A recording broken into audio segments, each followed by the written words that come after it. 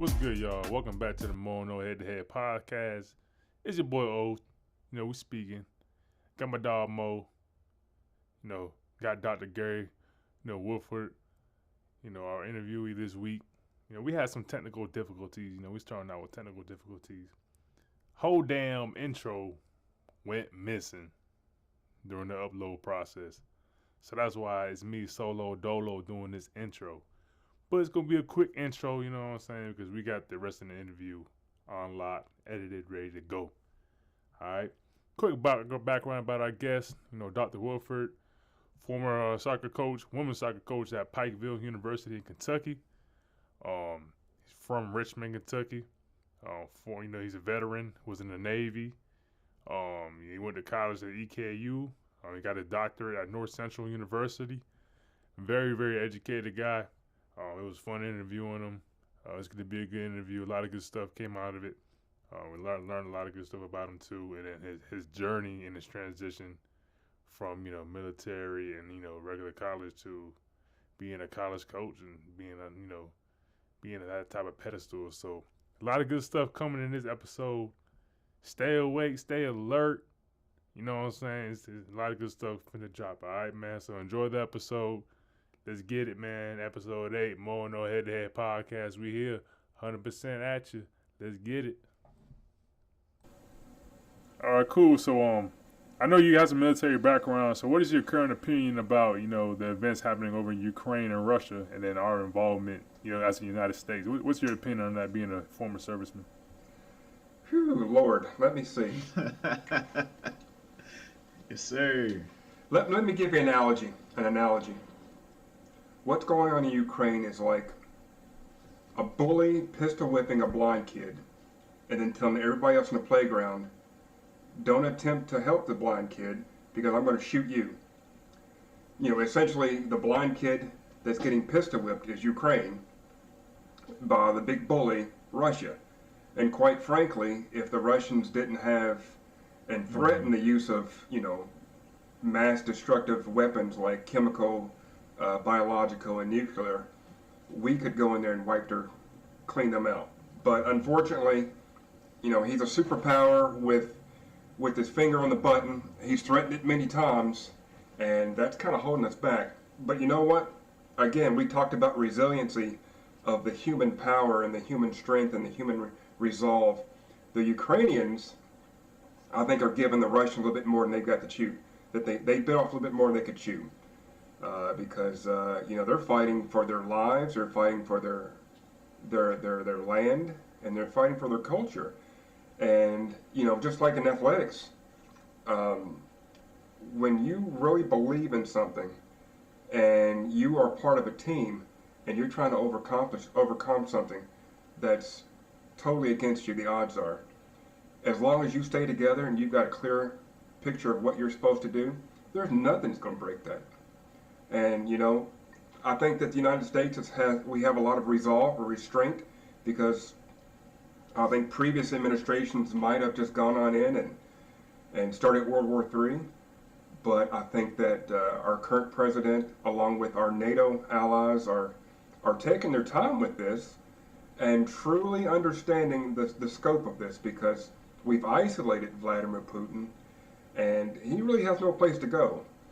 So the ball is in his court, because we're not going anywhere, and we want to make sure that he needs to get out of Ukraine. As simple as that. But right now, I think that they've bitten off more than they can chew, and that blind kid right now is fighting for their life. They might be swinging in the dark, but they hitting, and they hitting hard. They connecting. That's for sure. Yes. Yeah, man, that was a good answer, man. It's kind of like hearing, like I said, I got a couple of buddies in the military, and just kind of, talking politics with them, because they kind of have more of an insight than the regular, civilian. I like hearing answers from military personnel or former guys in the military. So I appreciate that answer. I have another question. Question from you, right? It sounds like you were a former head coach for soccer at Pikeville, correct? Yeah, can I slide in real quick about that military stuff? Do your thing.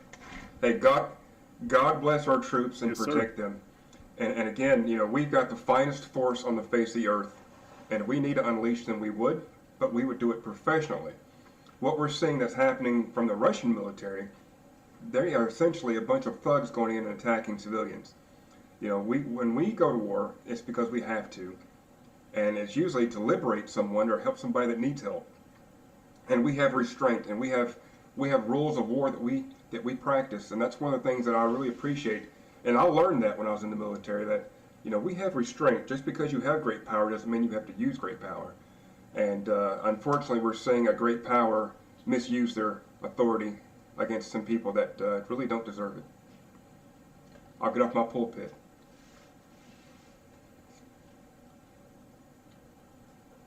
Oh, you're fine, man. Like I said, it's really unfortunate. We talked about it, I think, a couple episodes ago, man. There's no need for all the extra, curricular. We're all trying to, at the end of the day, we're all human beings. You live one life. War is really unnecessary in my eyes. Life's too short for war. But, hopefully things get better, rather than worse. So another question for you. So, you used to be a head coach at Pikeville, correct? Yes. Soccer? So what are some qualities from the military that you brought into your head coaching style when it came to coaching women's soccer? Again, finding how to tap into the resiliency of individuals to work together as a team to accomplish insurmountable odds. It started when I coached high school. My high school was not a superpower school known for soccer. It was a 1A school. Essentially had about 800 students, kindergarten through 12th grade, and we would compete against schools that were 4A, 5A.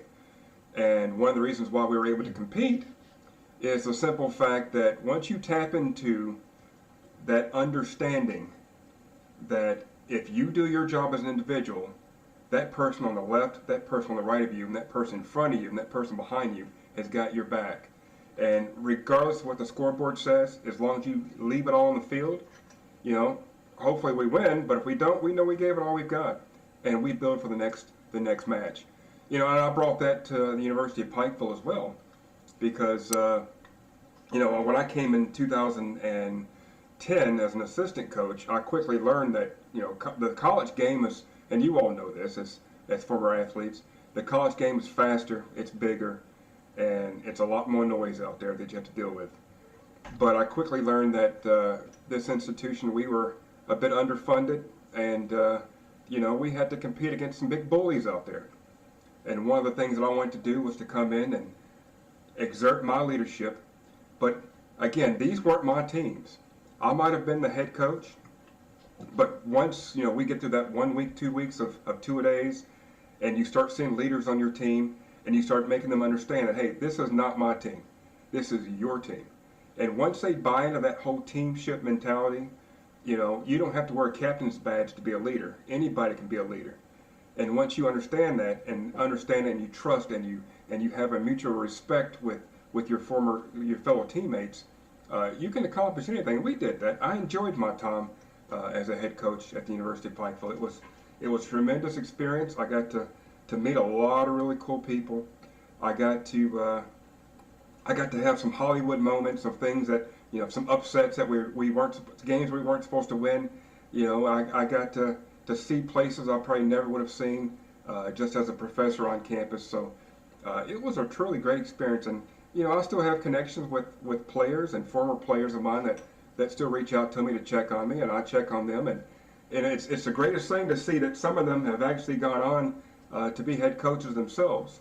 My coaching tree has actually sprouted many, many branches, including in the Division I ranks, NC2A Division I. So I'm really thrilled about that as well.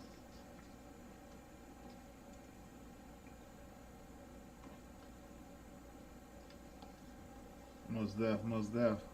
So so one thing I have a question about, because we've all actually coached on the collegiate level. Is you're a black male, you're a minority male, right? You coached at a PWI, predominantly white institution, females. Yes. So you coach females. I know you ran into some mountains, some real stuff. Like how was dealing with that? Because that's huge, man. Like just coaching female sports alone is big, but being a minority at a PWI and then a PWI, not Y, but then Right. how was that? Well, let me start with the last part of that because you were talking about coaching females. I actually coached at one point the men's soccer team and the women's soccer team. I started off coaching just women, and then in 2015, I went to the athletic director and, hey, look, the men's job is becoming a revolving door. Give me both programs. Let me get them back on their feet, and we did. So it was kind of unique to see the whole left side, right side thing of coaching men one day and coaching women the next. One of the things that differentiates between female athletes and male athletes, again, it goes back to that buying into your system. And once you give female athletes the power to understand that they are in charge of their destiny, this is their team. They're setting the tone. And once they buy into that, there's nothing those female athletes won't do. If you ask them to run through a brick wall, once they get motivated, they'll run through that brick wall as a team. It won't be an individual run through the brick wall. It'll be that whole team taking down that wall. And we saw that. Like I said, we at the University of Pikeville, we're a small school and we're kind of, the funding's not the best, but we were able to compete against powerhouses like Lindsey Wilson that have won national championships, and they display their banners at any chance they get. But we were able to compete against surmountable odds because of that. The fact that once you tap into that thing that female athletes have, they can overcome pretty much anything. Now, the first piece of that you were talking about was the difficulties of being a minority head coach at a PWI. When I first took over as the head coach of the women's soccer team, I literally was the only minority head coach for soccer in our conference. After I left, I think there's like 3 now. So we're making progress, which is a good thing, for the sport and for those minorities that are looking to get into head coaching positions at the college level. But I didn't feel any kind of pressure on me. I think any pressure that I felt, I put on myself, because I'm the kind of person, if you put me in charge of something, I want to make sure it's done right. And these are things that came from my upbringing, as a boy growing up in Richmond, that I learned from my parents, my mom and dad. And if you're going to put your name on something, you better make sure you do it the right way. Don't cut corners. Don't cheat. Don't do things that you're not supposed to do. You get in, you do what you're supposed to do, set the foundation, and if you're in a leadership position, you make sure you set the example. And I try to do that throughout my time coaching both high school, club, and then eventually at the University of Pikeville. So, like I said, any pressure that I felt, being a black man or a person of color, it really came on me because I wanted to compete, I wanted to win. But at the end of the day, I knew that the competition wasn't the major thing that you were looking for. The major thing we were trying to fight for was to get lifelong lessons from the sport, regardless of what sport it was, soccer, volleyball, basketball. And there are many lessons, and you know this, both of you know this as athletes. There's so many life lessons that you can learn from athletics that you could write volumes of books. And you can run out of paper because there's so many things you learn from coaching the sport. Now you throw the minority piece in that, now you got the second volume and the third volume, because unfortunately, there's still a lot of racism out there. And, it's not the racism that my parents grew up in, or probably your parents or grandparents grew up in. It's more things that happen behind the scenes that you don't really have any control over, and it's not in your face, it's things that happen behind the scenes. And that's coming from a head coach perspective, and that's coming from our players as well. Because if you look at soccer as a whole, and the percentage of, we'll take female soccer players that are minorities, it's a very small percentage. You know, so you look at our U.S. women's national team of how many members are people of color. I think there's 3 now. But if you take that and look at the bigger picture of those coming up through the club system or through the academies, that percentage is very small. And the reason why that percentage is very small is because, well, it costs a lot of money to participate in travel ball and academies and things like that, that you get the exposure to get the college scholarships and things of that nature. And, you know, to their tipping the hat to them, the U.S. Soccer Foundation's came up with so many different programs to promote the sport and to promote sports in general to minorities, scholarships that are available, and cheaper prices for them to join academies, because there are a lot of athletes that go unseen because they can't afford to play. And so that's getting back to what I'm saying to wrap it up. Any pressure I felt was pressure I put on myself, but I wanted to make sure I set the example of, regardless of who I was coaching, if they were black, white, Hispanic, it didn't matter. But like I said, any pressure I felt was on myself. I tried to promote the game. You know, I tried to make sure that we understood that the culture of soccer was music. It was if you score a goal, you better do a dance move. You better have some fun. If you're winning, you better have some fun. If you're losing, you got to pick yourselves up. I mean, this is just, it all comes together. And in the end, you know, we like to compete, but there's more to the sport than just competing. It's about the life lessons that you learn, and you can do that being a person of color. Unfortunately, you do have other avenues that you have to overcome. No, great answer, Coach. So we're gonna dive right into how did your journey with soccer like really start? Like, what made you really fall in love with the sport and everything like that? Right. So I didn't play soccer in high school. Not to tell my age, but soccer was considered a communist sport back in the day. So I didn't pick up. So I joined the Navy, and like every little country went to, Japan, Thailand, Singapore, Guam, they were playing this sport that everybody was involved in, and it was soccer. Like, I want to learn how to play this sport, and so I would just volunteer myself and play pickup games, and then I figured out that my squadron actually had a soccer team that we sponsored, and I joined and played, and we got to travel and play against other squadrons while I was in the Navy. And so that lasted until I got out, and then, like I said, I started college the second time around when I got out of the military, and Eastern Kentucky University didn't have a men's soccer program, but they had a club program. So I played club at EKU, and that's pretty much how I got started. Didn't play in high school, learned the game in the Navy, came back to college and played club. So you know, you picked it up pretty late. So I know you got to watch professionally, man. Who's your team, man? Like, who do you root for? Give me 2 seconds. 2 seconds. Oh man, the best team in the land, y'all. Liverpool. You know, if y'all don't know, that's the English Premier League. Liverpool. Yeah. They are the best team out there. Everybody want to say Man United, Arsenal, Chelsea, all that BS, all that bull. Nah, but it all comes through Liverpool, y'all. Liverpool. All right, that's a lot of y'all. If you really know me, you know I love soccer. I played soccer for about 14 years of my life. That was my first love. So, shoot, you want to learn some real footwork? Put your kids in soccer when they little, y'all. Teach them kids how to use their feet. Teach them how to do all that. You know, hand-eye coordination is big, but you set yourself apart if you good with your feet. You know, footwork takes you everywhere. That's everywhere. I can't imagine you playing soccer, bro. A big bowling ball running down the. What?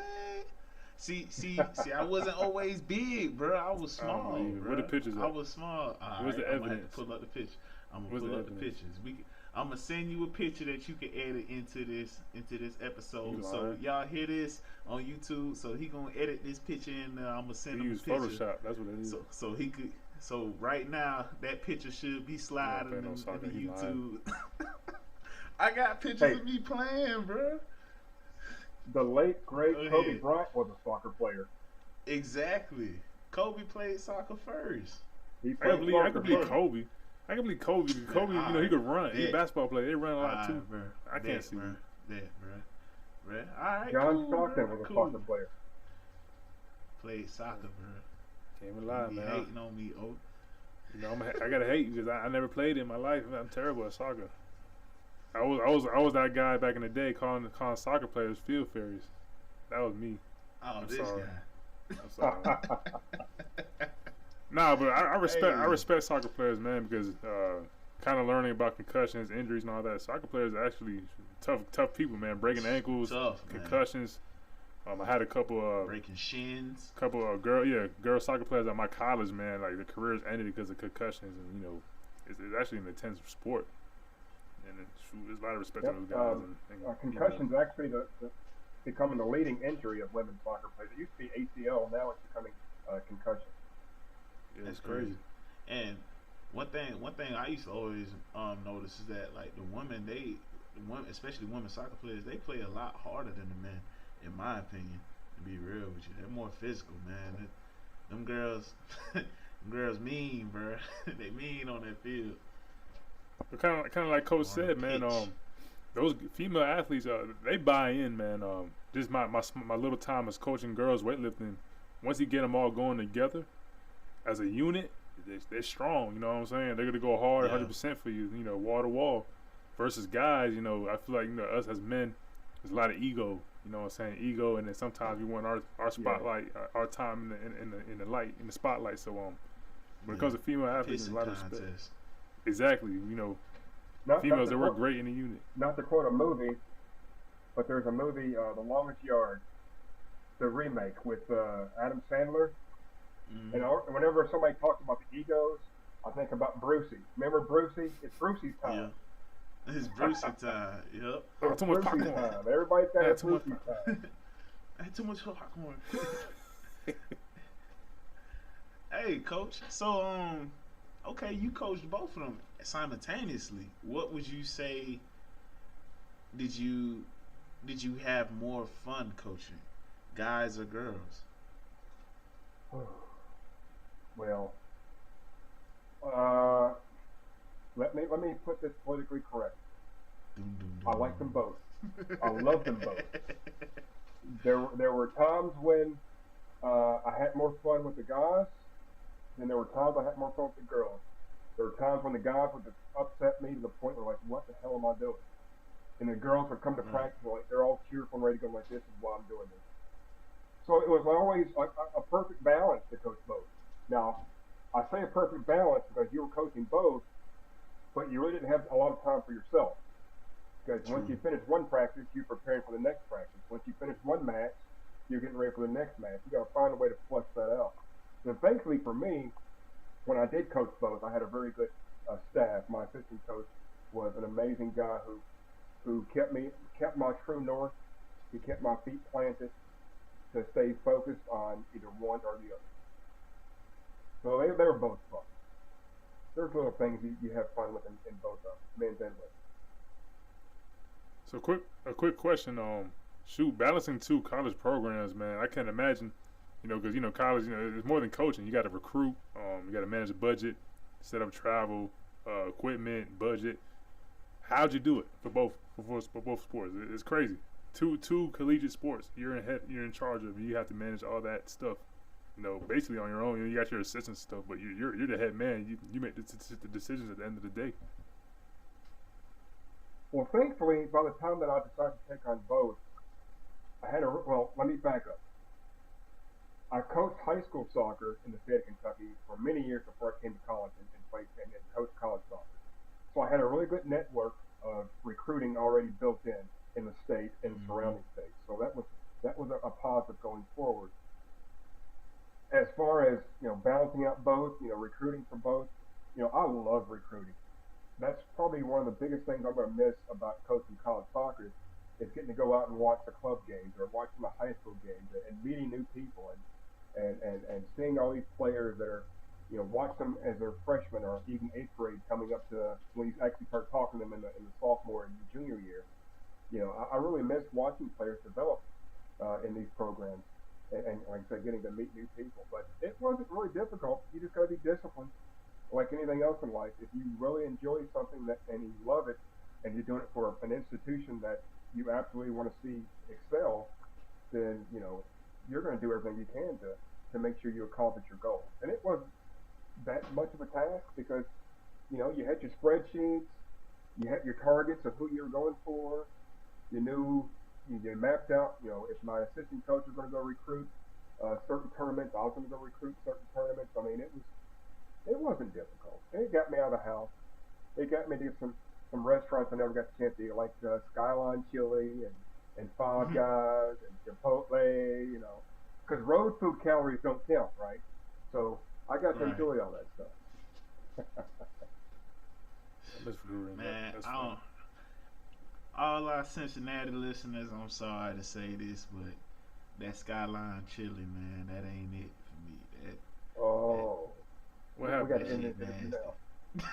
It's nasty, bro. What happened, man? You had the runs or something? You got to go back to the hotel room? Yes. Oh, bro, stomach bubbling. Injured, bro. I'm sick, man. It's an acquired taste. If you've never had Skyline Chili, you got to try it at least once. That's what I was told, so I tried it. I gave it a try. Had them the little hot dog thingy.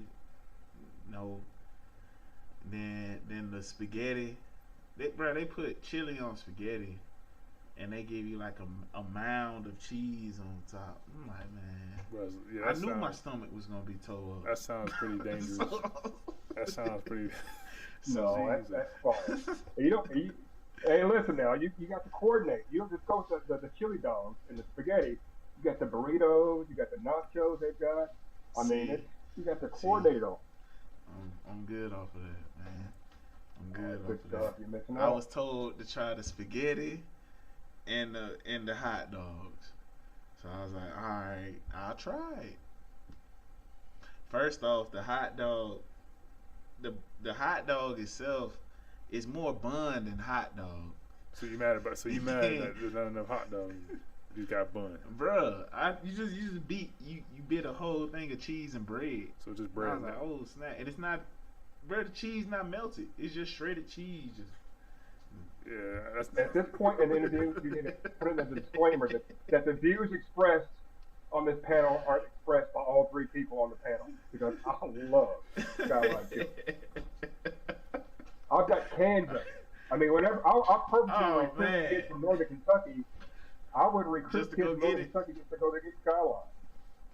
Absolutely. Oh man, nah. That parents would bring me Skyline to games. Oh no! When I go up to recruit Northern Kentucky, I speed past them things, mash the gas, past that Skyline. That man done.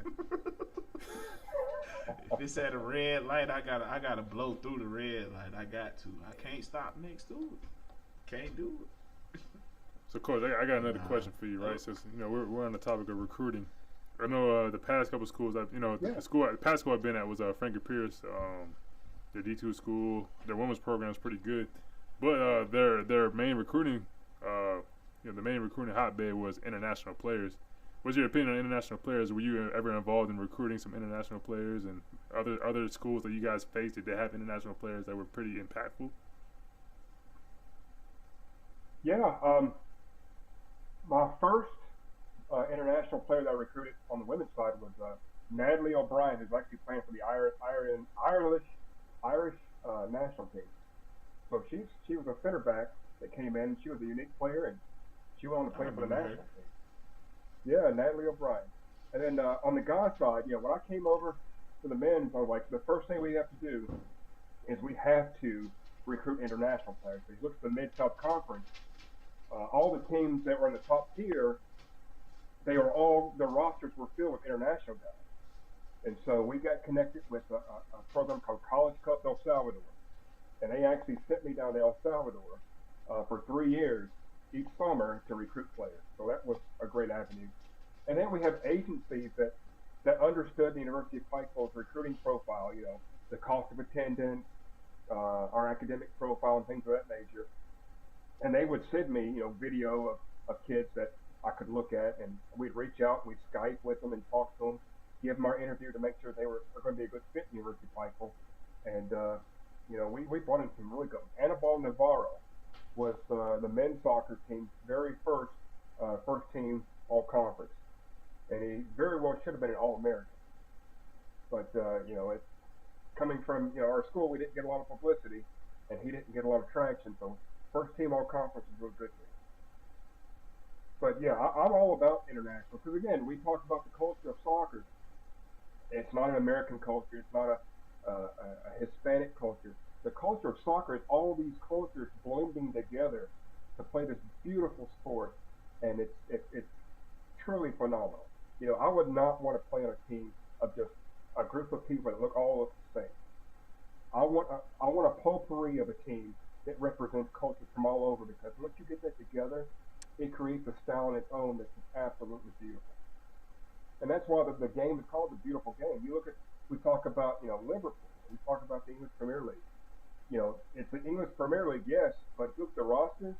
A lot of those guys from South America. We got a couple from America. We got, all around the world. And they come together and they bring a little piece of their own culture, and it all comes together. It's absolutely beautiful. It's brilliant. Shoot, the damn government and the world need to kind of take notes when it comes to jobs and stuff like that, man. It's okay to kind of reach out to different cultures, You don't have to hire people that look like you, People are qualified from all different cultures to do jobs and stuff like that. So, yeah, I like that. I mean, we talked about, the Skyline Chili. You got to try the hot dog, try the burrito, try the nuts. Hey, you know what? Same thing with soccer. You can't just go with Latino food and Latino music. You have to go all around, and it makes a beautiful sound in itself when you get out there. It's just it adds to a beautiful game. It just does. It truly does.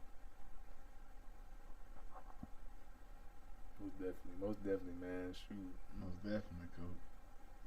Most definitely. Coach, man. So we talked about the military, talked about soccer, we talked about your coaching experience. Last thing, man, just cause I gotta mess with you. Oh boy. Man. Gotta mess with you, Coach. And then, I ain't gonna cut you too deep, but I'm just gotta mess with you. Alright. What's your take on March Madness right now? Like, what's going on with March Madness, man? You being a UK fan, y'all made an early exit. My dog right here, he's a University of Miami fan, so he's pretty happy right now. Oh, you going for Arkansas? Okay, I like that. Hey, Understand that. Hey, you know what? It's March Madness. My team got knocked out by the current Cinderella team, and I tweeted yesterday. Yes. I'm like, that's coaching, and that's a team that believes. And again, we talk about athletics. It's a beautiful thing. If you get everybody to buy in, and you've got quality coaching, there's nothing that you can accomplish. I mean, St. Peter's, right?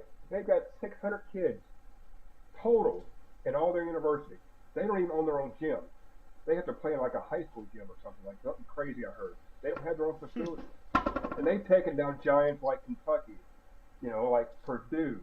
Now, I won't say they're a giant, but hell, Murray State. Yeah. That's now they're in the Elite Eight. Are you kidding me? Yeah. Yeah. I wonder how much. I wonder how much funding they're gonna receive for making it this far, man. Like what that's gonna do for that program. It'd be really interesting because the one kid looks like he'd be playing out in the backyard. The crazy hair and the mustache. Yeah. I mean, my head goes off to that kid, man, because he's a baller. And clearly they've all bought into this fact that we're underdogs and we don't care. And their coach actually said that last night. He's like, what are they going to say now? What are they going to say now? Look what we've done. Look at the teams we've beaten. Look at where we've accomplished, and look where we came from. And they're not done yet. I mean, I think that they're going to meet a brick wall their next game. But I truly believe the SEC will prevail, and that the University of Arkansas will bring the national championship home. Oh. I'm not an Arkansas fan. My kid lives down there, so I got to root for Arkansas. They're the last SEC team left in it. I don't want to see Coach K win it, but who knows? I like Coach K. I respect the man, but it's Duke. I'll never get over Christian Laettner in that last second shot. Never gonna happen. My Hurricanes. We all know O gonna choose My Hurricanes. Miami. You know what? Y'all failed me during football season. Don't fail me now. We so close. Take Y'all it home. are already too complacent. Take it home. Houston's got a team. That's the Y'all other thing happy that to breaks just Chuck be Bates. in the Elite Eight. Where Florida State at? We at Crib. the crib. Crib watching. Hey, that's all right. We at the crib. Hey. You know why? We studying football film to beat y'all again next year. That's what we doing. No, Hey, but on for real, on the up and up, what was it, last year, the year before last, when you had the number one overall seed get knocked out by a 16 seed? Was that last year or the year before? You're going to I want to say that was last year. but you're going to see a trend like that because, again, we talk about recruiting. If a student athlete wants to go play college sports, there's a college looking for you. And those kids are playing the club, they're playing the academy clubs and things like that, and they're getting better. So the level of student athlete, the level of athlete side of it is getting better and better and better. So you're going to see teams like St. Pete go out and knock out Kentucky and Purdue because all those kids weren't recruited by the Blue Bloods because, hey, that you weren't good enough. Well, guess what? I am good enough. And they're proving it right now. That's a trend you're going to see that's going to continue throughout college athletic companies. Especially with But the thanks a lot, NILs. Thanks a lot, Steph. I appreciate that, man. Because we were supposed to have done this interview like 2 weeks ago, I think. I can't do it. UK's playing, and UK was done after the first night. Hey, man. Hey, you know I had to mess with you about it, though. It's all good. It's all good. It's all good. But yeah, Coach, we appreciate you coming on the show. We appreciate you guys tuning in, listening. You guys been listening to the Head to Head podcast. All right. Hey, this is Dr. Gary Warford. It's been a pleasure being a member of the podcast, Head to Head podcast today. Make sure you tune in next week. And also remember, if you can't find it out in the streets, go to Walmart or someplace, because Skyline Chili is where it's at. Have a good day. Y'all be blessed. Be blessed.